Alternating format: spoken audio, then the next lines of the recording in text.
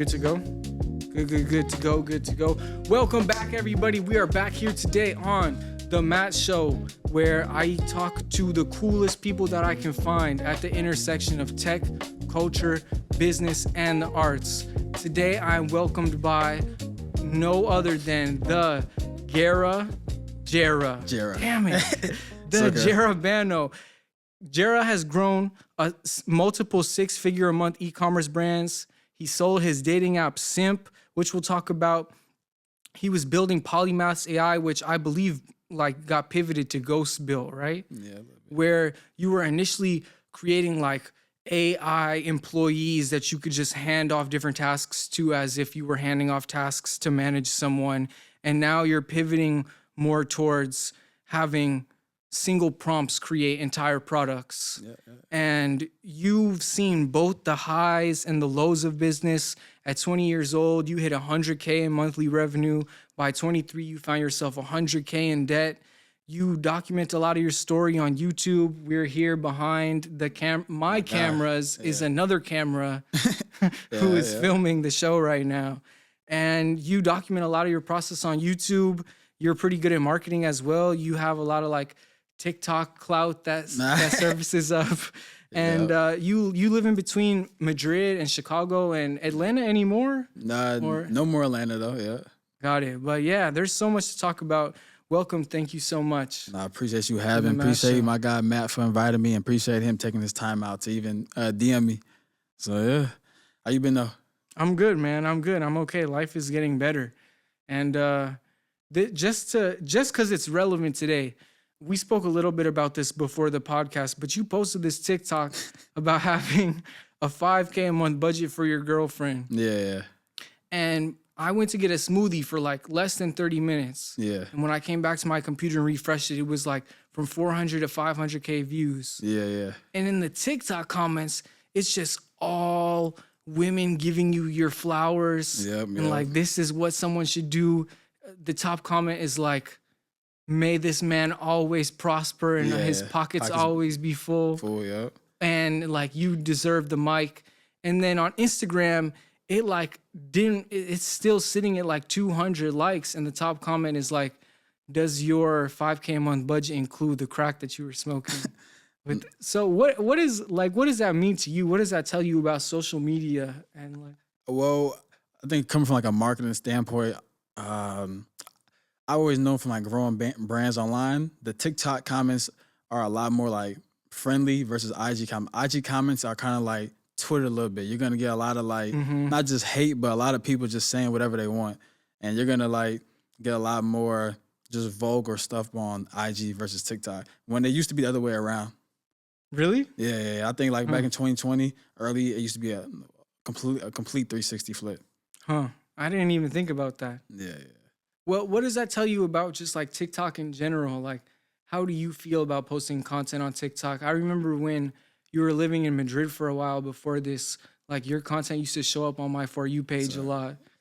Yeah, I mean, I think TikTok, I tell people about TikTok, I'll probably be homeless and broke. I think TikTok is literally the best platform of all time.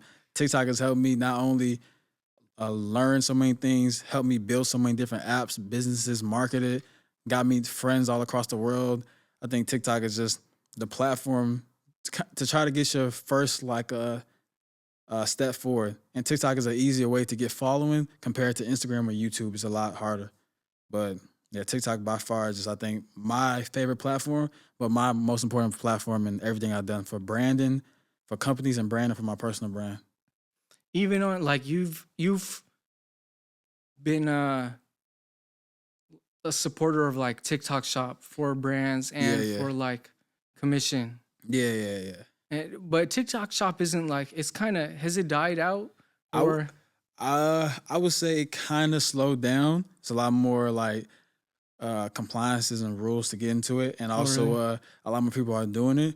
But if you have a big enough stable brand, you could do a lot of numbers with TikTok Shop. I don't do as much e-com now. I still own equity unless it's some of my friends' businesses that I helped start. But it's just it's kind of with anything. When you first get into that space or field, it's new, it's not as saturated. But as time goes on, the people who know the foundations, know the fundamentals, and they could really have the right systems to have a long-term effect in this business model, they're gonna keep striving. So if someone new tries to get in the space, it may be a lot harder for them. But um, for me and my friends, we're still in the space, but we're not as big as what we were a couple years ago when it first popped off. Yeah, well, let's like take me back to the early days of your e-commerce stuff Yeah. and how you got into it and how you started making money and just like what did you do to create. I heard you had made videos for Drewski. Yeah. It wasn't videos. I For made so I was send it was Drewski and this other light skinned guy on Twitter. They both did like Twitter comedy. And this is when they both had less than 100, 200K followers. And I was selling AirPod cases. AirPod cases before it popped off. No one really knew about them. And I just DM all these pages on Twitter like, oh, how much for you to either retweet my tweet or to put, is a hack, to put whatever tweet they have that's like going viral, put your business link underneath their viral post. And it's going to get all that traction because people, they're going to click on that Twitter thread and they're going to just scroll down. They're going to see the link. So I DM Drewski, a few DJs, a few people, and they charge like, let's say the post was getting 3 million impressions. They say, oh, $75 or $100. I'm like, oh, so just for me to Really? get, yeah, it was real cheap. So if I paid them $100, I would get like $800 to $1,000 return on that investment. And I was running it up while in college. But the crazy story about that, when I first started drop shipping in econ, I failed when I was 17, 18, and it just wasn't working. And I came back to it because I saw like a YouTuber and I saw this guy that's from the city, Chicago, my boy Fez.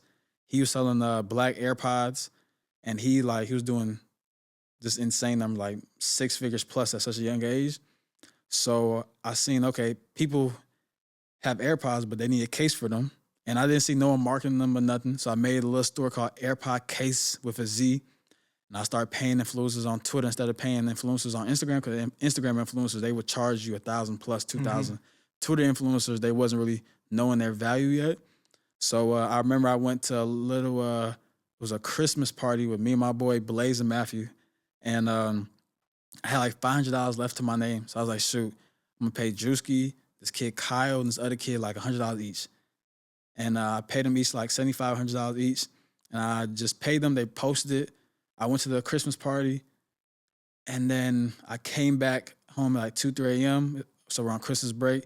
I know where I see my Shopify account. I got like $1,100 in my account, and I'm just like shaking. There's no way this worked right here. Like what the heck? So I guess that's You really didn't from even expect it. 100% because I failed so many times doing it before, and it just wasn't working out. But after getting that first How feeling many of, times, not to cut you off, but how yeah, many times did you think you had to like try it before it clicked? I tried at least 3, 4 times to do drop shipping. I remember I saved up some money and I paid some influencers with like 2, 3 million followers to like promote like a little drop shipping store. I gave them like $500 to $1,000 and it flopped. I only got like 2 sales, but that's 'cause at the time I didn't know their demographic wasn't for that product. I didn't really understand the influencer marketing at the time because I was so young and naive that I just thought, oh, they got so many followers. If just 2% of their followers buy a product from me, I'd be rich. But at the same time, I just didn't understand demographic. I didn't understand how to warm up a customer and everything like that.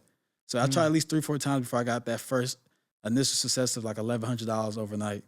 What was Drewski doing exactly? Was he just like, hey, look at these? Nah, it Air- wasn't doing that. It was simple. I send them the picture of the AirPod cases, and I send them the link, and I say, yo, just put this text like, hey, here's a new AirPod cases. Everyone grab that's them, it? and then boom, they'll post on their page, or they retweet my tweet, or they'll just put the link underneath their viral tweet.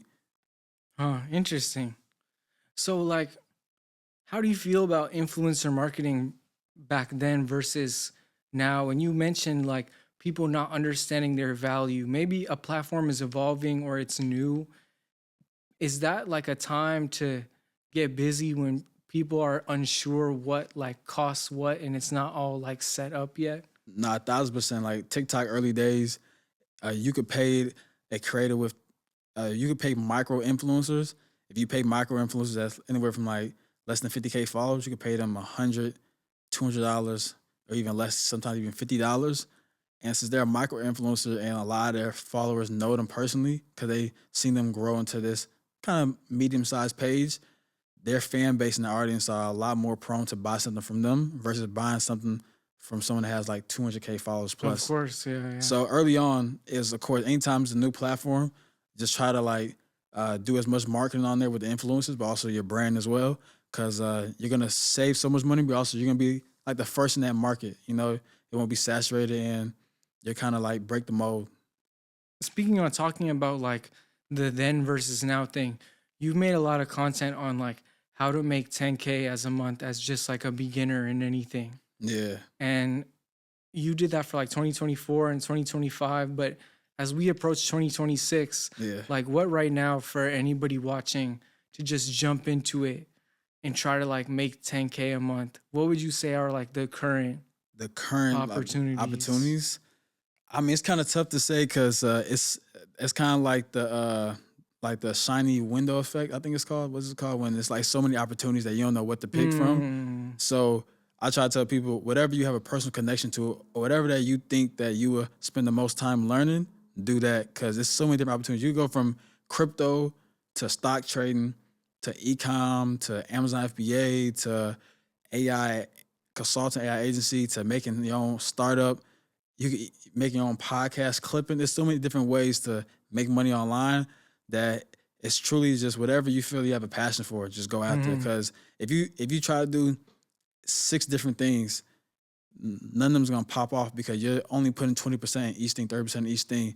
And people, they often try a new thing for 2 weeks and they stop because it's not working out. But you gotta try it for at least a few months to really understand if this is for you or not.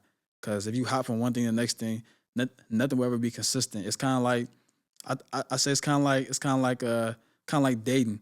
If you're trying to talk to 6 girls at the same time, you're never gonna have that strong connection with that one girl. So it's just like dating, the same thing with business. You have to try to lock in with one business model because you just won't get consistent and be good at it. do girls reach out to you on TikTok when you post about stuff? Of course. Yeah, nah, it's insane. Yeah, I mean, yeah, of course, yeah. Do you entertain it? Nah, I mean, yeah. Why not? I have a lady, so hey, Okay, got of it, course, got it. of course, I don't even click on a DM. Of course, I even show my lady the DM as well. And You show her the DMs too? yeah, like Just to show that you're not entertaining it. yeah, but not Check out how many DMs no, I have. I don't show it like that. But then anytime it's like This is all for you, baby. nah. Listen. But anytime it's like, let's say it's a surprise, or let's I'm say joking. of course, say it's like a little celebrity. It's like, oh, what the hell? You know, it's like, oh, it's just like funny to like see. But no, I don't entertain no DM. I don't even like follow any like women back because I feel Really? like yeah, nah, Oh, like yeah. yeah, I can show you my IG right now. I think in the last day or two, I probably got like 300 ladies follow me. I didn't like follow not one of them back. Wow, So- that's crazy to me. So and it's just because Is that because of the dynamic between you and your girl? Like you set that up, or like I think it's just whoever. I think I just respect the person I'm dating so much that got it? That's your that priorities. it's just priorities and just respect. You know, like it's the same thing. If she was popping off online and she got let's say bunch Drake, of- let's say Drake was in her DMs. It's like I'm sure she would respect our relationship enough to understand. Okay, this is a temporary, short term thing, which is what we got going on. This long term thing. A lot Got of it. times people they try to you get tempted from the devil. You got short term vices that pop up, but you got to understand like you got to be disciplined. You can't really tempt into get into that short term activity. You know. Got it. Huh, interesting. Take me back to like the early days of Simp. Okay. Yeah. And so you sold this thing pretty quick, if I'm not mistaken. Yeah, Within like 3 months? No? No. It was like a 2 year process. 2 year Got it, uh-huh. process because we dropped it during the pandemic and we sold it June 2024. So it was a little process, and we could have sold it earlier. We sold it at the peak while we had our highest monthly revenue, but we sold it kind of while revenue was dropping off because I didn't have a passion for it, and also the team didn't have passion for it. And at that time, I already seen from just data from us and talking to other people that the dating app market wasn't as it was going down, which is still right now. If you look up like Hinge, Is it Bumble, Tinder, yeah, like a lot of dating the apps across the board are board are going going down. down? Usage rates, subscription, they're all going down. And I seen this Interesting. a whole year and a half ago. Mm, So I talked to other mm. people that own dating apps as well. And I said, okay, this conclusion is we either keep trying to build it or pivot towards something else, or we just sell it. And at that point, I was kind of tired being called the simp boy. And every time I go to a tech event or a tech conference, people will like know me. Like, oh yeah, it's the simp app, it's the simp boy. And I'm like, yo, I'm getting older. Okay, I could be 22, 23, but when I'm 25 now or 26 or whatever, I don't want to be still known as the simp boy. It's kind of crazy. Yeah, yeah. I remember the very first time I met you at one of those tech events, the Tech Yeah, Chicago events. yeah, And you told me how you were building Simp, and I was like, "What is it called?" yeah. I know, I was like, 100%. "Simp."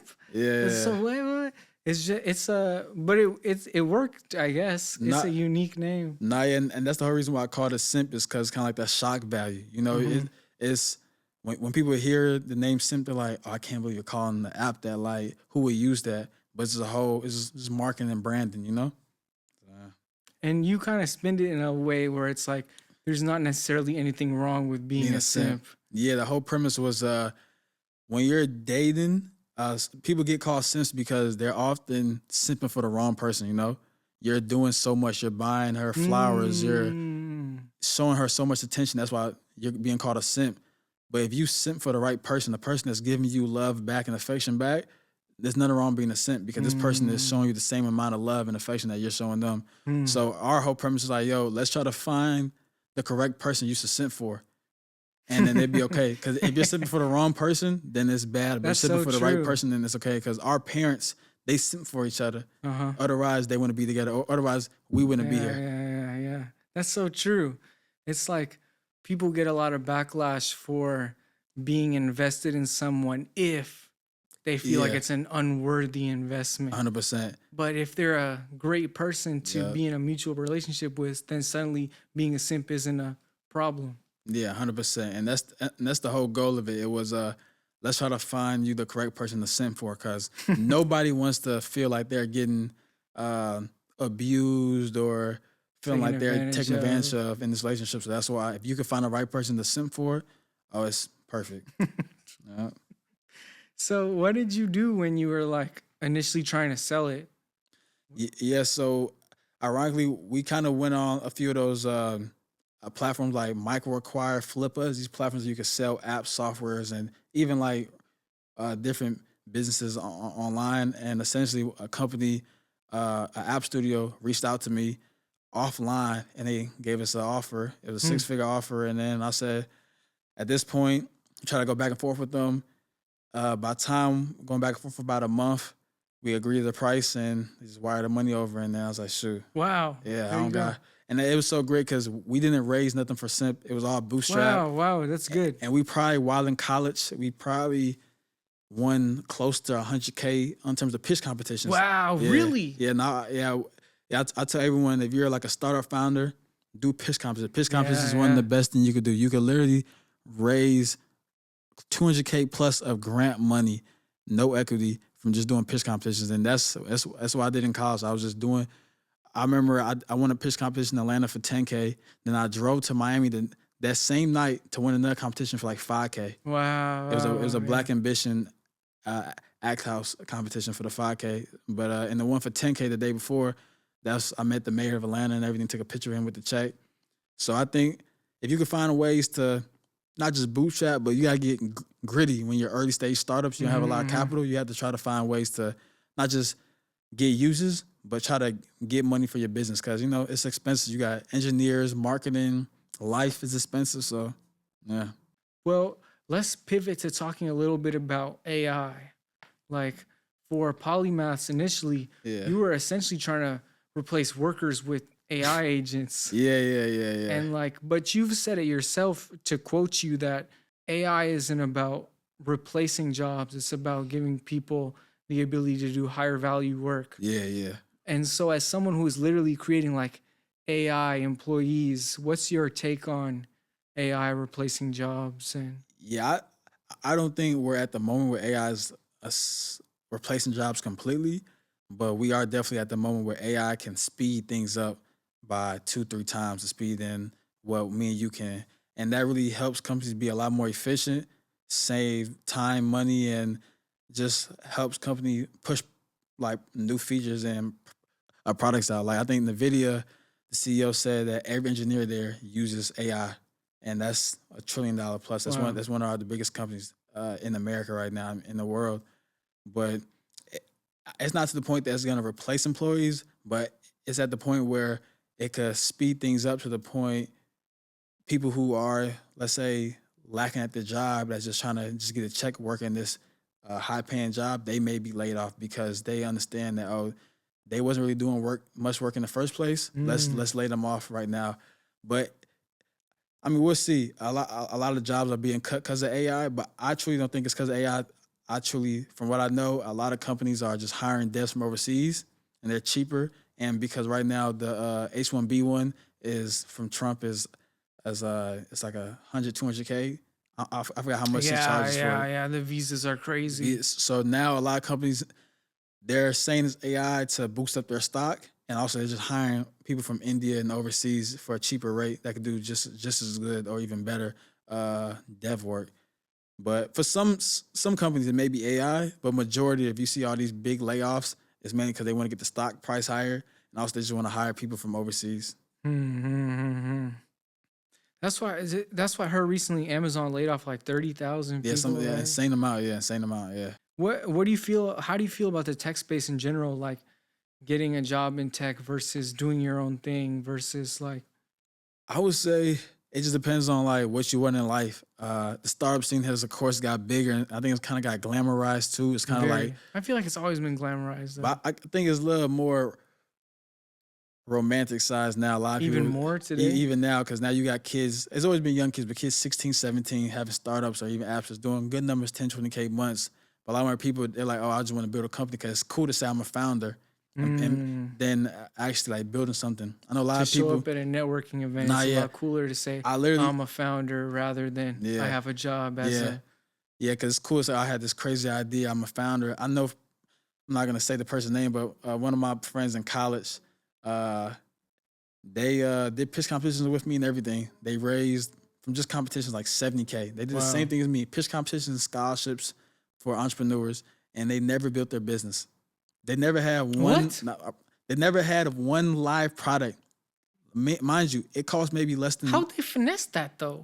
They must have had some secret finesse. No, you can think of all these competitions is all different judges, and then when the top person, that person is such a nice, likable person, no one really asked them like, oh, when can this product be live? What's the update? They would ask during the competition, and the person would say, oh, it'll be out a few months. You know, after we get this funding, we'll start building the product. But damn, I just said her. Okay, damn, my bad. But her product cost less than like 5K to make, and she wanted to hire some devs from overseas. And but hey, that's my girl, and she definitely finessed the system. I'll say that she definitely finessed the system. But it's people like that all over. I know. I got friends at MIT that won some competitions, and they never built their product. And I think that's the problem with the startup world. A lot of people, they've seen how easy it is to raise money or start a business, but they never start the business because they don't want to be known as a failure, and they just rather like the term being a startup founder than actually building a business. That just gives me like Theranos vibes. Nah, 100%. There's so many people out here that's literally on LinkedIn like, oh yeah, building this, oh so great, stealth mode, and literally they still have no product 2 years later. Like 2 years, no offense, unless you're building some type of hardware product, there's no reason why it should take you 2 years to build any startup. Just put 5-10K to the side and pay someone to build it for you. There's no reason why stuff should not be built in less than 6 months. For even the MVP, less than 3 months at that. How do you feel about putting stealth mode in your? I mean, that works for some people depending on if you're afraid someone may take your idea. But me, I'm pretty open. I'm pretty vocal, and I think, I don't know. It's kind of like some people put stealth mode just because they're afraid to say their business and they don't even know their own business model or even their go-to market strategy or even their customer or their ICP. So it's just. They so it's just like they're putting that there just to feel better about themselves. But some people that are in stealth mode, that they may really be building the background. So it's like a 50-50 thing. Yeah, yeah. 6, yeah, 7. yeah, yeah. But do you ever use like memes and stuff in your marketing? 1,000%. Whatever's going viral online, just try to include that into your own marketing, and it goes viral. Like we done fake news posts, like for instance, simple like study doctor shows that 10,000 men who are simps make more money.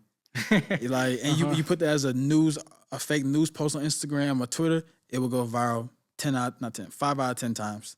And Huh. you put some money behind it, having pages repost it, or you run it as an ad, it goes really well because people, anything that you can make it look real is That's gonna pop actually a off. great tip.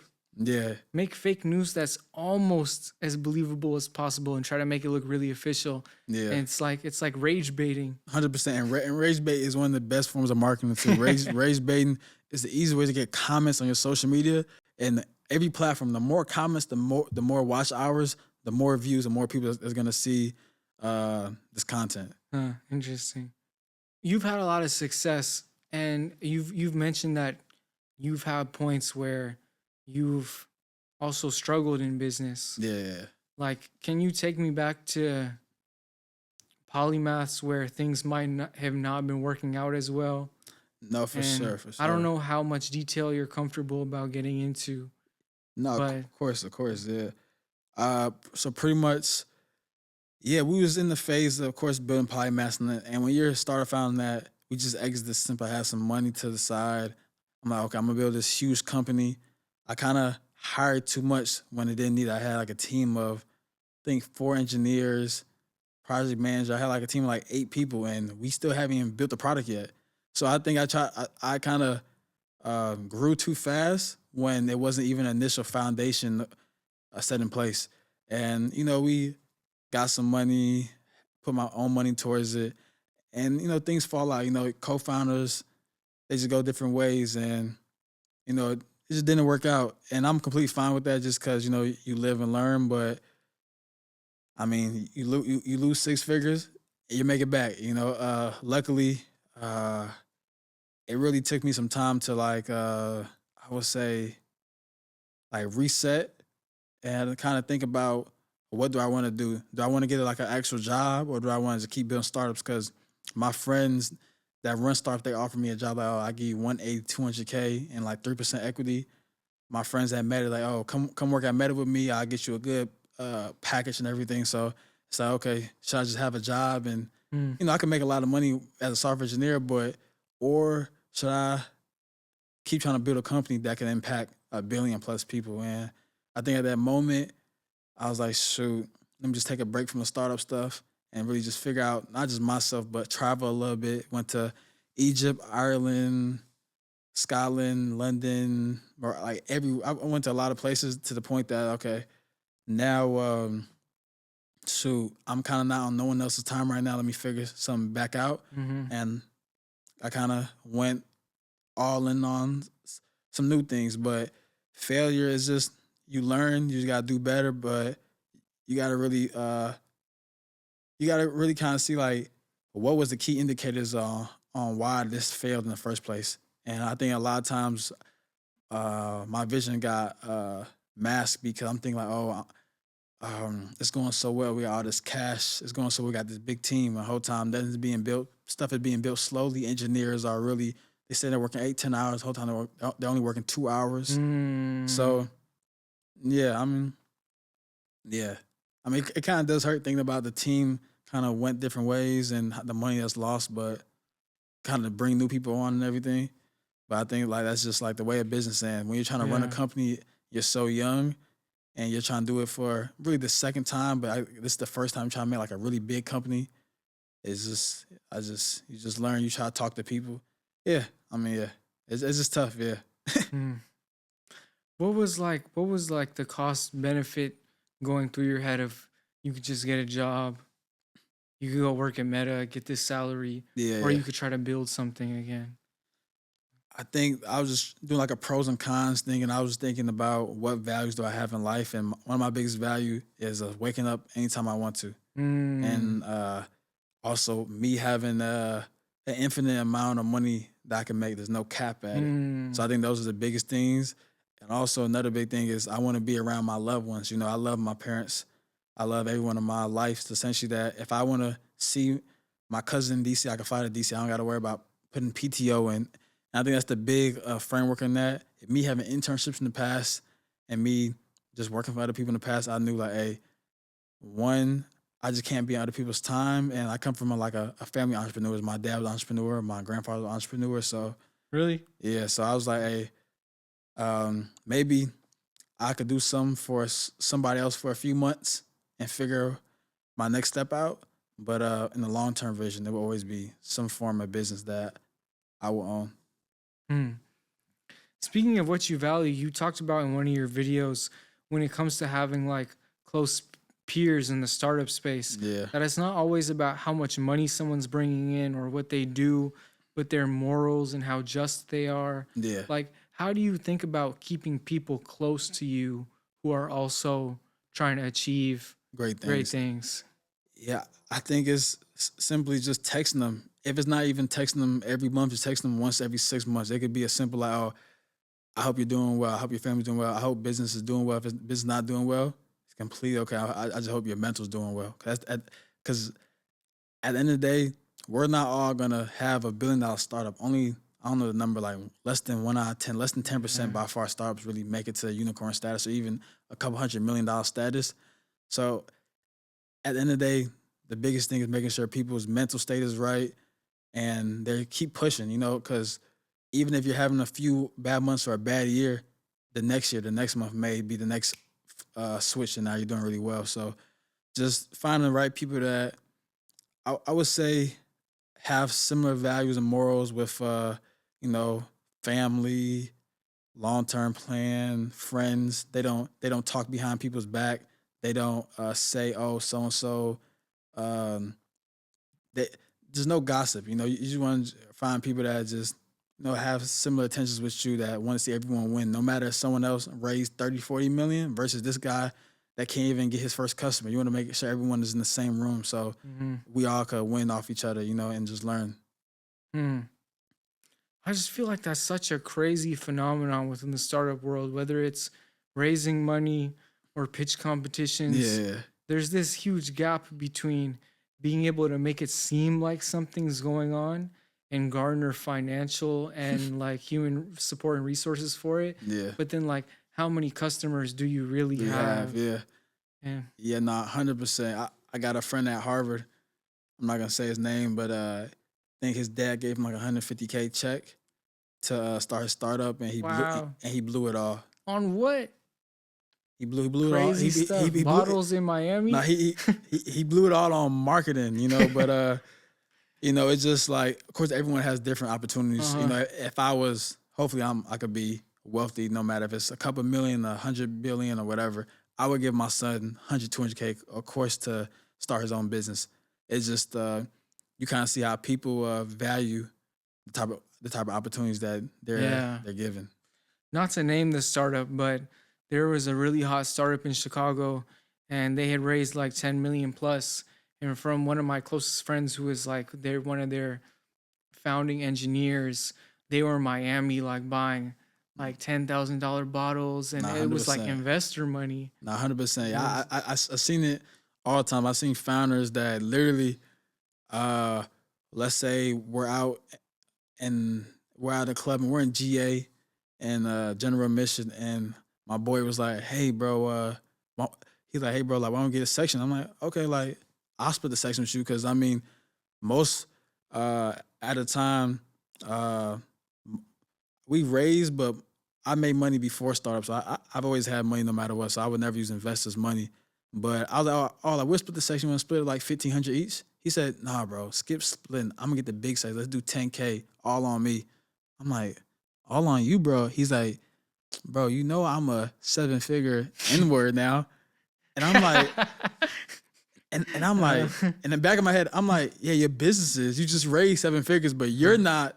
like of course by equity you are, but you guys just raised that money, so you're gonna spend 10K on. I'm like, okay. I told him, I said, hey, I'm gonna see you next time, but I'm not. I don't even drink, so I was like, I'm not even trying to be here all night.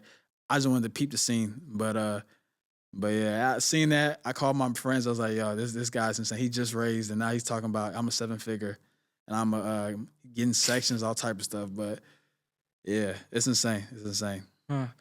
Speaking of nightlife, you're going back to Madrid soon. Yeah. And you've posted a lot of content on like the cultural differences and the nightlife differences. Yeah. And like you said, you don't drink, but you've hosted a lot of events and you go to a lot of events. Yeah. What's like the difference between nightlife here and in Europe that kind of caught your attention, or like what do you do when you host events that like? No, 100%. I said the difference is in clubs in Spain they don't close to 6 a.m. So it's kind of like a Miami vibe. When I was there, yeah, it was crazy. And also, Spain, they don't care how much money you have. I literally went to a club my first time. I was in Madrid. I went to Rubicon. I stood in line. The people said, yo, come out in my DMs. I said, okay, let me check it out. I'm thinking I could just pay at the door, $20, $40 whatever. I get to the door. He said, do you have QR code? They're big on the QR code. You have no QR code, you're not getting in. I said, no, but I'll pay. He said, no, you need a QR code. I said, all right. Can I give you $100, €100? He said no. So after that, I'm saying, wow, so America, the land of the bribery. Yes. So now I'm like, you know what? Let me just see. I'm not gonna pay more than 100, but let me just see what's the price. Cause it's my first time going out. I said, how about €250? He said no. Really? Yeah. He said, hold on, I'm gonna get my manager. His manager comes, and she's like, oh, what's the issue? I'm like, oh, I'm just trying to experience the club since my first time going out, my first week here. I don't drink. She's like, oh, you want a table? I said, I don't know, you just heard, I do not drink. I don't need a table. She's like, okay, well, the cheapest table is €500. I said, I don't need a table. No, I think she said cheapest table is 1,000. I said, I don't need a table, but I just want to experience the club. I said, can I give you €500? She said, no. I said, okay, let me just turn around then. Wow. so I learned there's certain clubs, they don't care, no matter how much money that you would give them. Oh, interesting. Why do you think that is? I think it's just the culture there. They care. I think they care more about experience and actually having experience. People following the rules and just going by like whatever is their standard policy there. That's the policy no matter what. Interesting. Because even this one club I went to called Teatro Blanco or something like that. I was wearing some shorts. There's some nice shorts, some nice denim LV shorts, and I didn't think about it. Of course, you can't wear shorts in the club, but I don't go out a lot. But the guy stopped me. He said, oh, you can't get in. You wearing shorts? I said, I'll pay. Like, come on, I'll pay $100. And he said, okay, that would work so easily. I know, he's here. in the States, yeah. He said, hold on, I'm gonna talk to my manager. While he waits and goes talks to his manager, at least 8 people in line is walking up to me like, yo, I love your TikTok. I love your TikTok. Bro, and they start saying some of the lines I say in my TikToks. The dude was like, yo, who are you? I'm like, nobody. Just do some TikToks. There's none. And he's like, yo, show me. I show him TikTok. He's like, yo, I'm gonna talk to my manager. You should be good then. Like, he seemed like, okay, he got some little clout. Clout is universal. Yeah. His manager comes around. He sees me. He sees the short. He said, nah. I'm damn. So while at least 8 people came up to me saying, yo, I love your TikToks, they now see the person they watch on TikTok get kicked out the line. Damn. But I mean, it didn't really mind anyway. I just think I just ran at that. I think I just went home and I ran like a little like 5K or something. Cause I'm like, yo, I got nothing to do tonight. People were recognizing you off bat at the clubs in Madrid off TikTok? Because it was like locally circulating, right? Like you'd have people in Madrid and in Spain commenting on the posts, and you'd have people from the States. Yeah, I think it's because Spain is, of course, a Spanish country, and there's not too many like Black Americans there. And it may not be too many English-speaking TikTokers there. That every time I posted in English, some guys even told me this too, that they was learning English from me. Really? So it's kind of like, you know how Ray from from Kai Cenat, he was learning English from AMP and them. Some Spanish people was learning English from me. So after they said that, Spanish Rays were learning English. So after that, I was like, okay, let me slow down, talk with some more proper grammar, because my TikToks, I'm just yapping, but.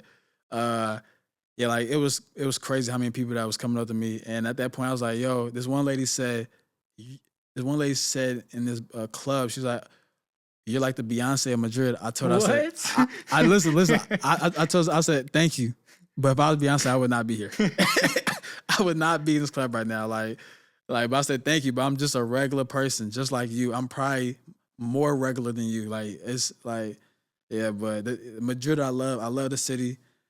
I do want to buy something there, but yeah, I love the city. I love Spain. My Spanish got a little better.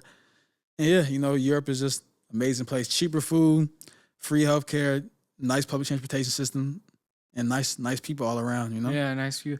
Cheaper, healthier food too. Yeah, way You healthier. walk Yeah. around the corner instead of a 7-Eleven, it's you got like Yeah. boatloads of fresh produce. No, 100%. And like, yeah.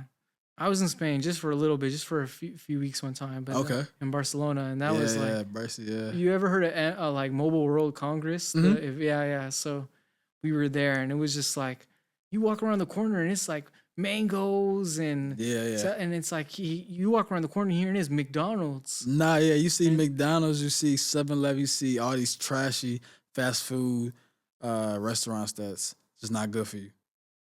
You can't even call it a restaurant, really. I mean, It's like a dispensary of garbage. But hey, I can't even because it's convenient. It's convenient. Yeah. I still am like have the thread around my finger. I'll still show up. No, 100%. And when I was in college playing college baseball, Burger King, they used to have a 10-piece chicken nuggets for $1.99. That's a lot. I used to get those. I used to get 2 10-pieces for $4 for $4 every day. That was literally my lunch before practice every day. So hey, I love fast food, especially if you're a broke college student. That's literally And McDonald's, I get a McDouble, no pickle, small fry. That was $3.58. Now I think it's like $5 inflation. But Cane's too. To me, Cane's isn't fast food. I eat Cane's. Yo, Ty Gray, if you watching this, if you give me a Cane's deal, I will cry. Who's that? The CEO? That's the founder of Cane's. I've been eating Cane's since they first initiated. I literally used to go to Louisiana to eat Cane's before they came to different states. Yeah, but and he's like very selective about how he adopts new franchises, right? Like you have to be super in line with their brand and their ethos and everything. Yeah, it's really hard to even. I think they don't even give people a chance to do franchises. I think they put their own franchises out. They choose themselves. Yeah. Yeah. Back in the day, like when you were a kid, you were selling Power Balance bracelets. Yeah. And Yu-Gi-Oh cards and RC cards. Yeah. You shot a video for Rico Reckless. Yeah. That's crazy. Yeah. Yeah, we was in Austin, Texas for South by Southwest. Shot some stuff for Rico Reckless. Shot some stuff for Zay Tobin, the producer. I was like 17. Yeah, it was crazy. Yeah. When I was 15, 16, 17, I thought I was gonna be a rapper. Did I ever tell you that? Nah, yeah, I peeped. Yeah. He told me, and I peeped some of the posts that you was posting before. Really? Yeah. So, and you did stuff for like Gunna and Herb too. Yeah. So essentially, I didn't do stuff for Gunna. It was just it was ironically like his manager at the time. He's doing like a little vlog or whatever. But yeah, that was a good time. Shout out to my boy Devon Squallow Solo. He kind of definitely introduced me to that scene when I was so young. And me and him don't talk as much now, but that's like my cousin. Like, he's blood for life. But he definitely introduced me to that scene and got me into that music industry, which was mind opening. I even shot some stuff before not for King Von, but for King Von's members on O Block when I was like 17, 18, before O Block was popular. O Block? Yeah, I literally got a picture with King Von before he was rapping. I remember there's a rapper named Black Boy. His daddy was some type of big person in O Block. I don't really remember, but you were in Parkway Gardens. Yeah. Photos. And he literally said, he pointed at King Von. He said, this kid right here, he just got out. Dirk is about to put him on. 4 months later, what's King Von's first song that popped off? Crazy Story dropped, and the rest is history. So yeah. Wow. Yeah. Huh. Interesting. Take me back to like some of your peaks, whether it was at Simps or whether it was in the e-com stage. Like, what were your peak moments where you were just doing your best and what was going on? No, for sure. I think one of my peak moments was when I was in college. One of the biggest stores we had a sex chocolate company. We did I remember this. That was we did 800K in 6 months. And that was insane. We was going viral on TikTok and Twitter almost every other day, and we was averaging 3 to 4K days of revenue. You had like crazy ads though. Like, what did they say? The ads would say something like, "Oh, if your man can't finish, give him this," or the ad would say, "Breaking news: They said this sex chocolate can make y'all go 2-3 rounds." So it's just doing crazy marketing, but also we do like the not the gorilla, I call it the Andrew Tate marketing. You have 10, 20, 30 accounts posting same content, and just simple math. You got 30 accounts posting 3 times a day. That's 90 videos a day. 90 videos times, let's say, 7 days out the week. Well, 9 times 7 is 63. So 630 posts per week. And out of those 630 posts per week, minimum at least 50 of those posts will get some good views. And those 50 posts that get views, it's so pivotal. You can get so many eyeballs and people click on the link, and that's kind of how we built up that marketing, just having 10 counts and 20 counts and 30 counts posting every day. And that's what I do for all of my content, even my personal brand stuff, but also my apps now or my businesses now, the same business model, and it still works to this day. But yeah, that was one of the big success. I had during the COVID, I had a business. We were selling the first time I'm ever saying this publicly, but we were selling masks, thermometers, gloves to hospitals. Thermometers? Yeah. Like, was this during COVID? During COVID, it was killing. Like, yeah. I remember people were coming. I remember I went on some like trip with people to a mask vending machine warehouse during COVID because people were just trying to hop on this mask distribution thing. Yeah, no, it was the same. And we was able to distribute it to not just like regular people like me and you, but to hospitals, and not just America, but also countries like Canada as well. So it was doing pretty well. And that I had a partner in that, so the split was like 50-50. But yeah, and then we had I had a pretty big clothing brand called HBCU Season with me and my cousins Nemo and Gabe. We was doing really good months. We was worn by like Sway Lee, a few other people. Wow, really? Yeah, and it was doing pretty well. It's ups and downs, It's kind of like a family business. But like one of our first drop, I won't forget. We done some marketing for it. I thought we'd do like $500, $1,000 first drop because we don't got that many followers. We had less than 1,000 followers. Our first drop, I still got the video on my phone. We did 5K. Wow. I was like, what? And then we just kept upping it for 5K, 10K, 20K to drop, man. The drop is 2-3 hours long. So imagine you make 20K in 3 hours. Just like, what the? Yeah, but that's another big success. And then in terms of the app space, Simp, we was doing good numbers. Simp was always around 10 to 12K monthly current revenue. And it's just a steady business model. And I'm past Simp. I've had a few software companies do pretty well. I don't know if my co-founders want me to put the numbers out there or not, but yeah. And yeah. Now Ghostbuilt is kind of like the business, but Polymath AI is still the parent company. Ghostbuilt is just like one of the products, kind of like Cursor. Cursor is a product for AnySpear. ChatGPT is a product of OpenAI. So same thing. So Polymath AI is still the parent company. Ghostbuilt is just like one of our products that we're building on, and doing pretty well. We haven't publicly released it, but we have over 1,000 beta testers, and we get some good feedback. We kind of want to go beyond just apps and websites. We want to help people build full-on CRMs, full-on tools, full-on integrations into the businesses, not just websites and apps. And yeah, and then on top of that, this year started a business model called AI Consulting. That's probably been one of the more successful ones. Last month we did around 85K. And if you guys want to see the screenshot, go to my vlog, no BS. And yeah, this month we're hopefully could do over 100K with that. And it's just business up and downs. It took a while to get to that point. Our first couple of months with that business model wasn't as successful.